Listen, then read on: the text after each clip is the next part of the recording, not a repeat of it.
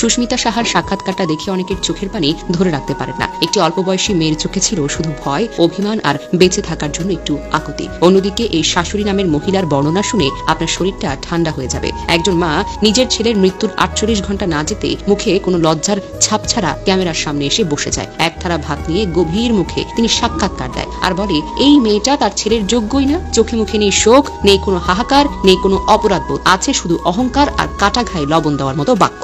যার কথায় ব্যবহার আর মানসিক যন্ত্রণায় হয়তো শেষ হয়ে গেল একটা পুরো সংসার। সেই এখন কথা বলছে সবচাইতে বেশি। শাশুড়ি ভাবছে ছেলেটা তার সম্পত্তি, তার দাস, বউ তার প্রতিদ্বন্দ্বী, সে যেন কোনো ছিনিয়ে নিয়ে যাওয়া হেরোইন। আর সমাজ সে চুপ করে দেখে, কখনো হাসে, আবার কখনো অভিমানী বউ বলে মেয়েটাকে দোষ দেয়। যতদিন শাশুড়ির ইগো, পারিবারিক পলিটিক্স, ছেলের কানে বিষ ঢালার সংস্কৃতি বন্ধ না হবে, বিশ্বাস করুন ততদিন পর্যন্ত সমাজে আরো অনেক পলাশ মরবে, আর সুস্মিতা বিধবা হবে, আরো বাচ্চা মেয়েগুলো নিজেকে শেষ করে দেবে। এই